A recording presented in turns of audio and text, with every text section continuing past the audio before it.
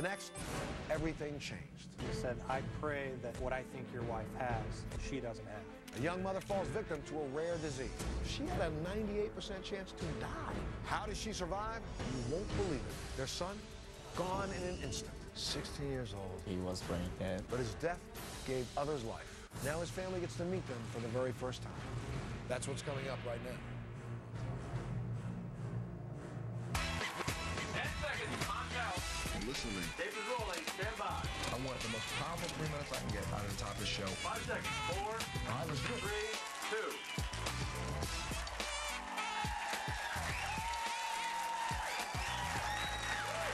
Welcome and thank you so much for joining us today. You know, imagine surviving a devastating diagnosis or a tragic accident or the untimely death of a child and your life changes literally in the blink of an eye. That's exactly what happened to my guests today on the show, and they're here to talk about it. Now, our first guest thought she was coming down the flu, but what happened next will shock you. Take a look at this. Maggie and I have 4 boys under the age of 12. I would go off to work while Maggie homeschooled the boys and made sure everyone got to practice on time. Together, we had an active and fulfilling life. One day, Maggie began to feel ill. Later that night, Maggie woke up, and what I saw was horrifying. We rushed to the hospital. Maggie had purple blotches covering her body, and she complained that her legs were freezing cold. The doctors told me to prepare myself because Maggie may not live through the night. Please welcome John to the show. I want to hear more about Maggie's story, but where we just left it off at, I'm telling you, I'm looking at your wife. Let's talk very quickly. You found out something was wrong when she came to you, woke you up from a sleep, correct? At what, 4 in the morning? Yeah, about 4 in the morning. Yeah, go ahead.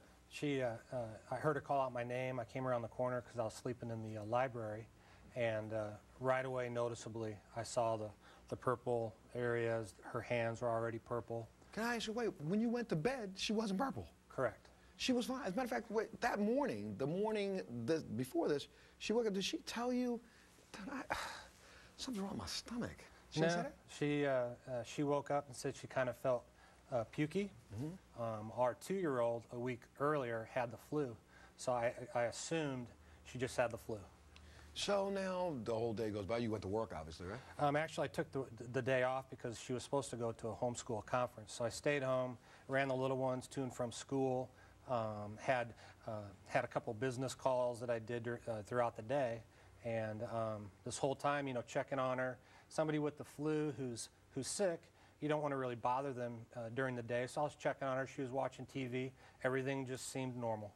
So then, you know, you go about your business, you come back, you go to bed, she's up, she's obviously irritable, still you're thinking it's the flu. Right. But when she walked into you and you took a look at her face, you knew what? Big problem. Yeah, we actually, she initially wanted some blankets on her legs. Her legs were freezing, she said. At that point, I pulled up her shirt. Her stomach was blotchy and purple. I said, we got to go to the hospital. Called a buddy, a neighbor of ours. He came up. We were already in the car waiting for him, and we rushed to the ER. Okay, she gets to the ER. Obviously, tell me, when you saw the look, after she gets in, nurses are running around, everybody's doing that. The doctor came in, looked at her, then walked up and looked at you. I'm looking in your eyes now, and I see the man that you are. Absolutely. This man walked up to you with eyes like... It comes to find out, he has 4 boys also. And he looked right at me and he said, I pray that what I think your wife has, she doesn't have. And of course, I've been there for 30 minutes maybe. And he goes, I hope I'm wrong, but I'm going to treat her like I think she has. He didn't tell me at the time. So this whole time, I'm standing back, and it's a flurry of doctors. Everybody's running in and out. You can tell her blood pressure's dropping. And at this point in time, did he not come back to you and give you that 30-minute statement? Yeah, in between there, he came back to me and said, I'm sorry, but she does have meningitis. She had meningitis. And he said, we have to hope and pray that she makes it another 30 minutes. He said, your focus right now is if we make it another 30 minutes. I got to stop and slow down for a second and make sure people understand this. Her first symptom was in the morning. Less than 20 hours later, she is 30 minutes from dying. Some mother who's been homeschooling her children. You tell me something. I just got married. I have no idea how I would react if somebody walked up and said that about my wife. Right. I mean, of course, it was a shock. They kind of took me into the other room, and immediately it was, of course, you have family, you need to call them. You need to have the boys come up and see their mother. And I know in the back of my mind, they're telling me this because they may not have another chance to talk to her. I got to take a little break, but I got to make sure people understand that Maggie, through just her own conviction and the sake of doctors and some of the most phenomenal doctors on this planet, survived. Absolutely. And fortunately survived, but unfortunately, because of the damage from the illness, which could have been 9 million times worse. Right. How do you look at that and say that?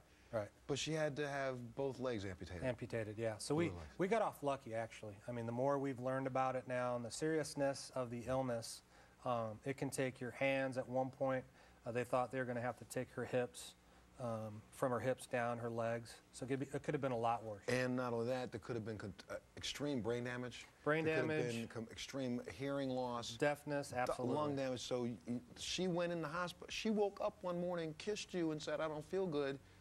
And the next day, could have been in a vegetative state for the rest of her life. Correct, yeah. So Well, I mean, I'm glad she's here. I want to tell the Horasso story, but please, ladies and gentlemen, please welcome Maggie to the show.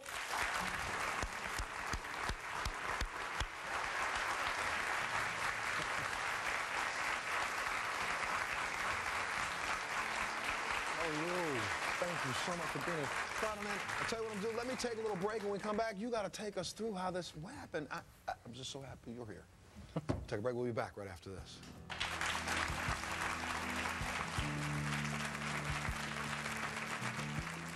I've never gotten to personally thank him, of course. Well, maybe, you know what? Maybe you ought to. Please welcome Dr. Hightower to the show.